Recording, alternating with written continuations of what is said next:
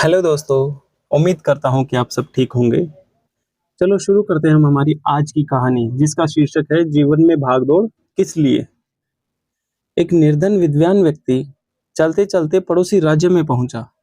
संयोग से उस दिन वहां हस्ती पटबंधन समारोह था जिसमें एक हाथी की सूंड में माला डालकर नगर में घुमाया जाता था।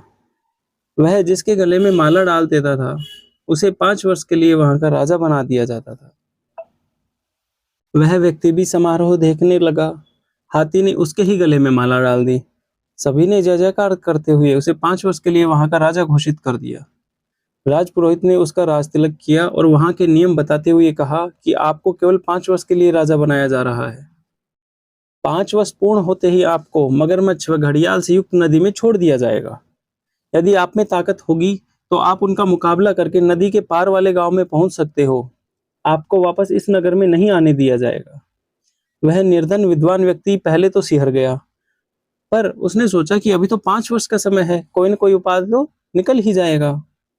उसने 5 वर्ष तक विद्वता पूर्वक राज्य किया, राज्य की संचालन प्रक्रिया को पूरे मनयोग से निभाया और इस प्रकार केवल राज्य पर ही नहीं लोगों के दिलों पर भी राज करने लगा। जनता ने ऐसा प्रजा वात्सल्य राजा कभी नहीं देखा था। 5 वर्ष पूर्ण हुए। नियमानुसार राजा को फिर से हाथी पर बैठाकर जुलूस निकाला गया। लोगों की आंखों से आंसू की झड़ी लग गई। नदी के तट पर पहुंचकर राजा हाथी से उतरा। राजपुरोहित ने कहा कि अब आप नदी पार करके दूसरी ओर जा सकते हैं। अश्रुपूरित विदाई समारोह के बीच उसने कहा कि मैं इस राज्य के नियमों का सम्मान करता हूं, अब आप मुझे आज्ञा दें। जैसे ही राजा ने नदी की ओर कदम बढ़ाए, लोगों ने अपनी सजल आंखों को ऊपर उठाया। जानते हो वहां ऐसा क्या था जिसे देखकर वे लोग खुशी से नाचने लगे। नदी पर इस ओर से दूसरी ओर जाने के लिए राजा ने पुल बनवा दिया था, जिससे राजा शांत भाव से चला जा रहा था नदी के उस पार वाले सुंदर से गांव की ओर। क्या ऐसा ही कुछ हमारे साथ भी घटित नहीं हो रहा? हमें भी तो एक निश्चित समय के लिए श्वासों की अनमोल पूंजी देकर इस अमूल्य जीवन की बागडोर सौंपी गई है। समय पूरा होते ही हमें यह दुनिया छोड़कर भवसागर के उस पार वाले लोक में जाना है, जहां से हमें फिर से इस दुनिया में आने की आज्ञा नहीं है। यदि हमने धर्म ध्यान का पुल नहीं बनाया तो हम भी मगरमच्छ व घड़ियाल से युक्त नरकों में फेंक दिए जाएंगे और हम उनका ग्रास बन जाएंगे। और अगर हम शांत भाव से भवसागर के उस पार वाले लोक में जाना चाहते हैं तो अभी से वह पुल बनाने की शुरुआत कर देनी चाहिए, क्योंकि आयु काल पूरा होने के बाद तो निश्चित ही वहां जाना है।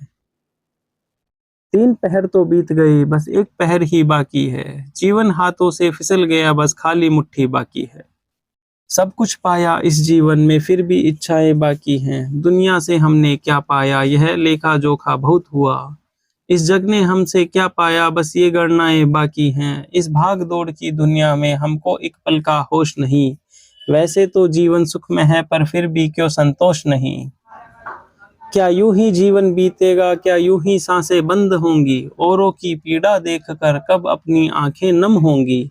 मन के अंतर में कहीं छिपे इस प्रश्न का उत्तर बाकी है।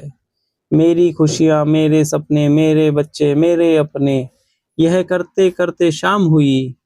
इससे पहले तम छा जाए, इससे पहले कि शाम ढले।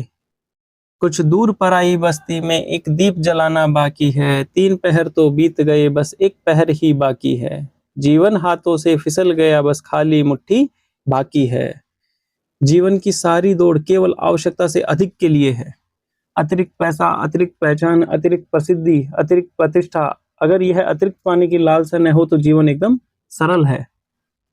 अगर आपको हमारी कहानी पसंद आई हो तो हमारी वीडियो को लाइक और शेयर करें तथा हमारे चैनल स्टोरी स्टूडियो 2024 को सब्सक्राइब करें। धन्यवाद।